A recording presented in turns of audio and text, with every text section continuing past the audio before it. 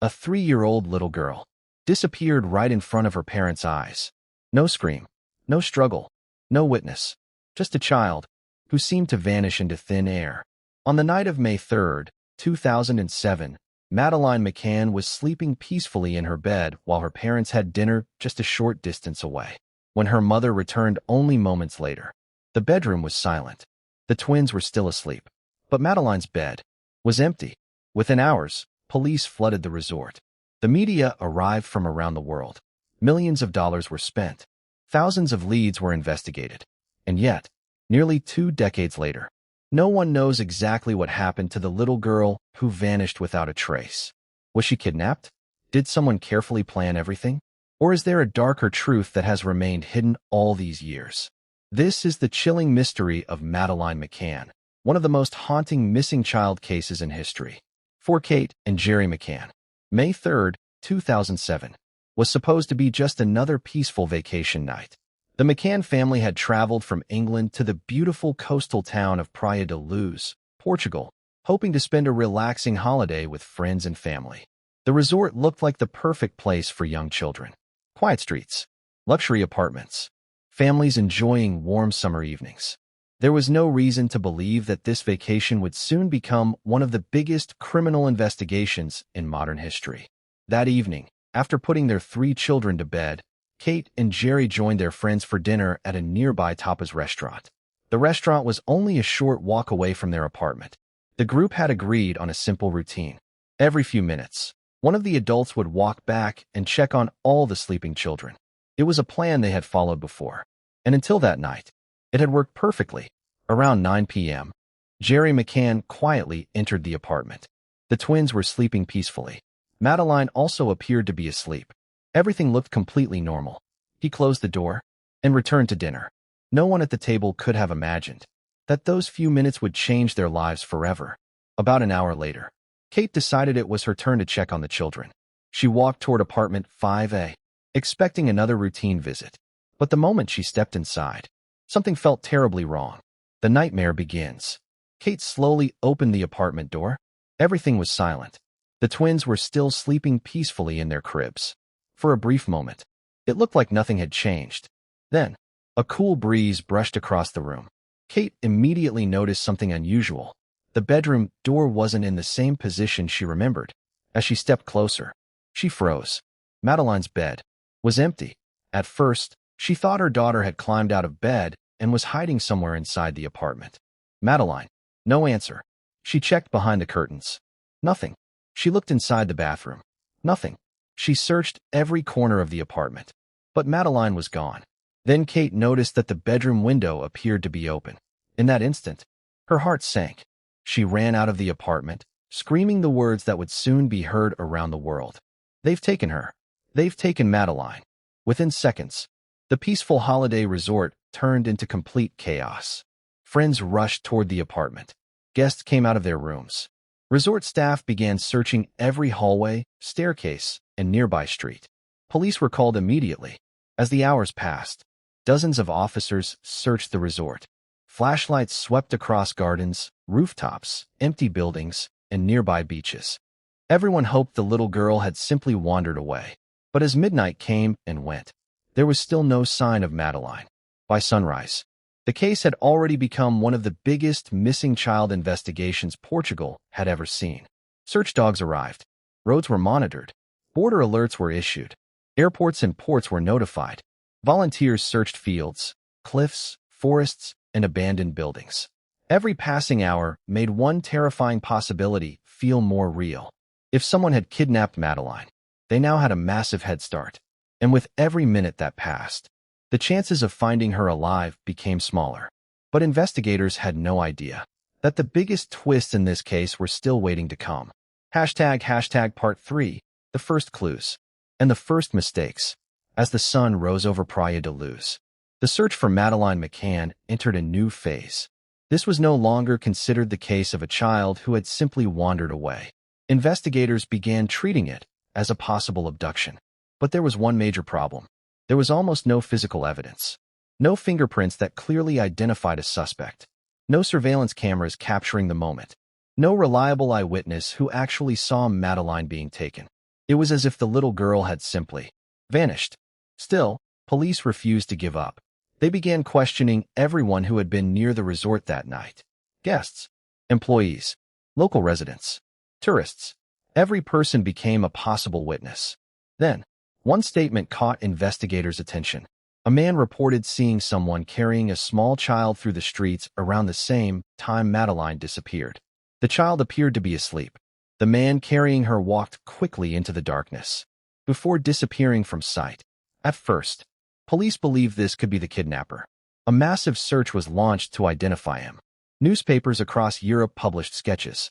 Television channels broadcast the description repeatedly. For weeks, the world believed this mysterious man could finally solve the case. But years later, investigators discovered something unexpected. The man wasn't a kidnapper at all. He was simply a father carrying his own daughter home after dinner. One of the biggest leads in the entire investigation turned out to be completely innocent. Unfortunately, while police were chasing the wrong person, the real answers were slipping further away. As media attention exploded across the world, thousands of tips flooded into the investigation. Some claimed they had seen Madeleine in Spain. Others believed she had been taken to Morocco. Then came reports from Belgium, the Netherlands, and even the United States. Every news sighting created hope. Every investigation ended the same way. Another dead end. Meanwhile, pressure on the Portuguese police grew stronger every single day. The entire world wanted one question answered. Where was Madeleine McCann? Little did investigators know. The next twist would shock everyone. Because soon, the investigation would stop focusing on strangers and begin focusing on the people no one expected. Madeleine's own parents. Hashtag part 4. The parents became suspects. As days turned into weeks, Madeleine was still missing. The search continued across Portugal, but investigators were no closer to finding the little girl. Then, the investigation took a shocking turn. Instead of focusing only on a kidnapper, Portuguese police began looking much closer to home. They started asking difficult questions about Kate and Gerry McCann. Could the parents be hiding something? The question alone shocked millions of people around the world. Kate and Gerry had spent every day begging for help, giving interviews, appearing on television, and asking anyone with information to come forward. To many people, they looked like heartbroken parents. But to some investigators, their behavior seemed unusual. Police searched the apartment again. They examined the family's rental car. Specially trained sniffer dogs from the United Kingdom were brought in. According to investigators, the dogs appeared to react in certain areas connected to the apartment and the family's belongings. For a moment, it seemed like the entire investigation had changed direction. Newspapers exploded with headlines. Television debates questioned everything. Social media was filled with accusations. Around the world, millions of people were divided into two groups. One side believed, the parents know more than they're saying. The other insisted, their innocent parents being blamed while their daughter is still missing. Then, Portuguese authorities officially named Kate and Gerry as arguidos, a legal term meaning they were formal suspects under Portuguese law. The news spread across the globe within hours. For the McCanns, it was another nightmare. Not only had they lost their daughter, now they were being treated as possible suspects.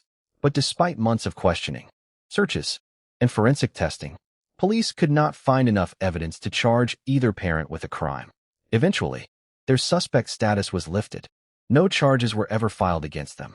Even today, many people still debate whether the police made the right decision, or whether valuable time was lost by focusing on the wrong people.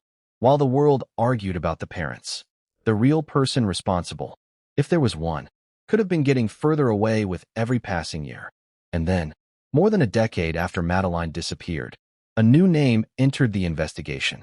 A man with a long criminal history, whose past was dark enough to make even experienced investigators pause. Could this finally be the breakthrough everyone had been waiting for? Or was it just another dead end in one of history's greatest mysteries? Hashtag part 5. The man who changed the investigation. For more than 13 years, the Madeleine McCann case remained a mystery. Thousands of tips had been investigated. Millions had been spent. Countless theories had come and gone. Many people had started believing the truth would never be known. Then, in 2020, everything changed. German investigators made a stunning announcement. For the first time, they publicly identified a new prime suspect. His name was Christian Brueckner, a German national with a long criminal history.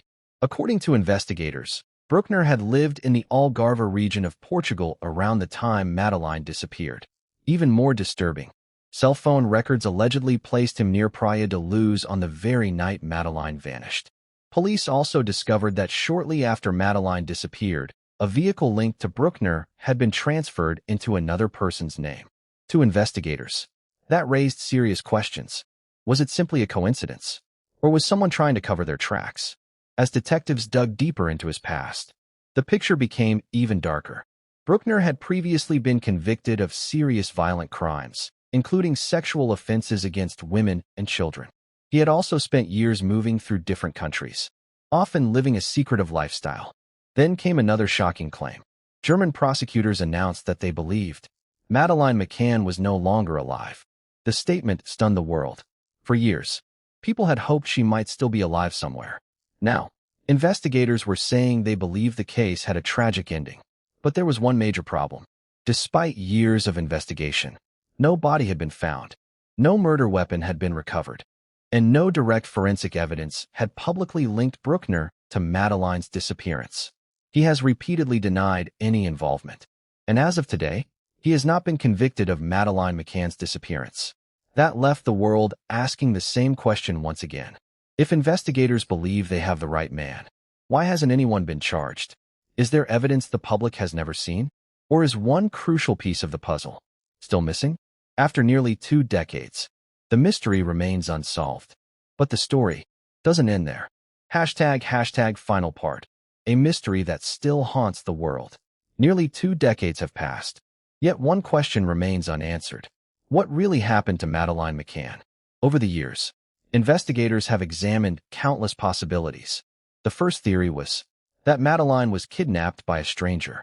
Supporters of this theory point to witness reports, the lack of a clear struggle inside the apartment, and the possibility that someone had been watching the family's routine for several days. Another theory suggested that Madeleine may have wandered out of the apartment on her own, but investigators found no evidence that supported this idea. The case also generated many rumors and conspiracy theories online. However, most of these claims were never supported by credible evidence.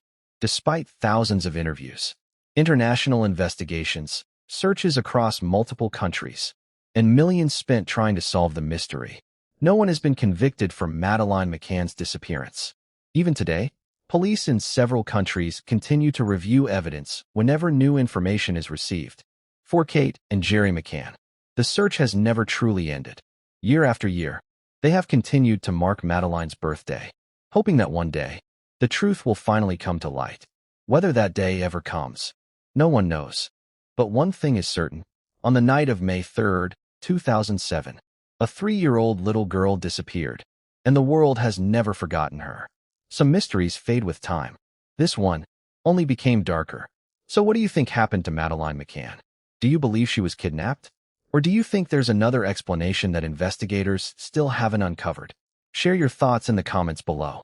If you enjoyed this documentary and want more true crime stories based on real investigations, subscribe to the channel, because the next case may be even more disturbing.